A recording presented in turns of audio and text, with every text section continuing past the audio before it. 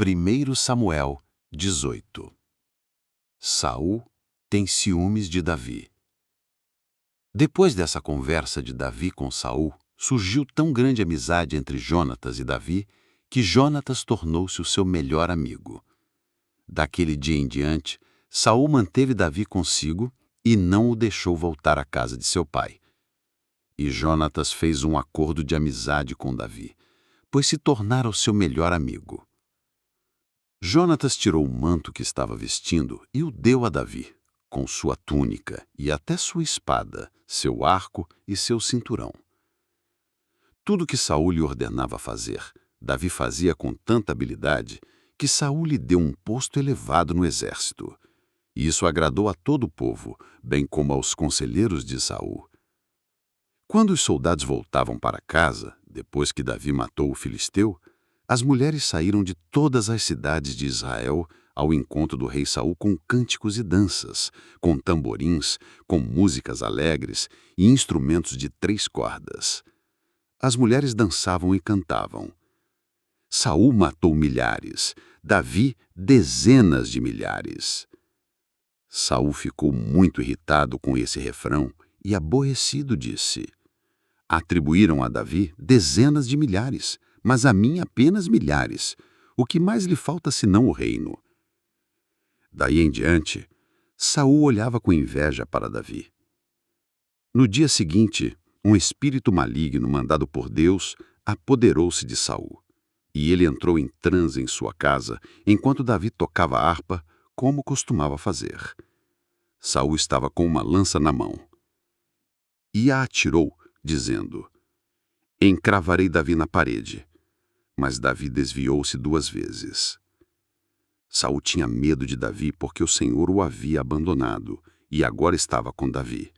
Então afastou Davi de sua presença e deu-lhe o comando de uma tropa de 1000 soldados que Davi conduzia em suas campanhas. Ele tinha êxito em tudo o que fazia, pois o Senhor estava com ele. Vendo isso, Saul teve muito medo dele. Todo Israel e todo Judá, porém, gostavam de Davi, pois ele os conduzia em suas batalhas. Saul disse a Davi: aqui está a minha filha mais velha, Merabe. Eu a darei em casamento a você. Apenas sirva-me com bravura e lute as batalhas do Senhor. Pois Saul pensou: não o matarei. Deixo isso para os filisteus. Mas Davi disse a Saul: quem sou eu? E o que é minha família ou o clã de meu pai em Israel para que eu me torne genro do rei? Por isso, quando chegou a época de Merabe, a filha de Saul, ser dada em casamento a Davi, ela foi dada a Adriel, de Meolá. Mical, a outra filha de Saul, gostava de Davi.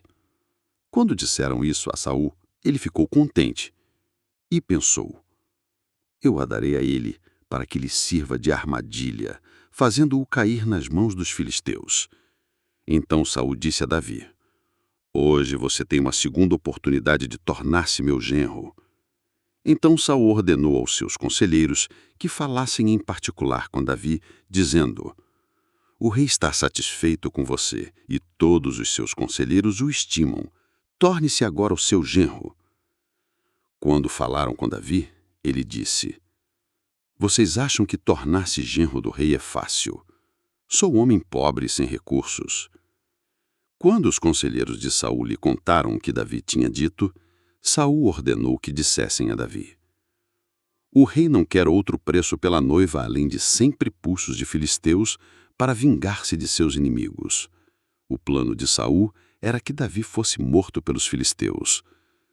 Quando os conselheiros falaram novamente com Davi, ele gostou da ideia de tornar-se genro do rei. Por isso, antes de terminar o prazo estipulado, Davi e seus soldados saíram e mataram 200 filisteus. Ele trouxe os prepulsos e apresentou-os ao rei, para que se tornasse seu genro. Então Saul lhe deu em casamento sua filha Mical.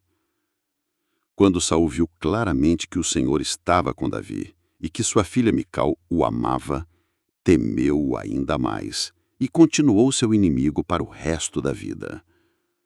Os comandantes filisteus continuavam saindo para a batalha, e todas as vezes que o faziam, Davi tinha mais habilidade do que os outros oficiais de Saul, e assim tornou-se ainda mais famoso.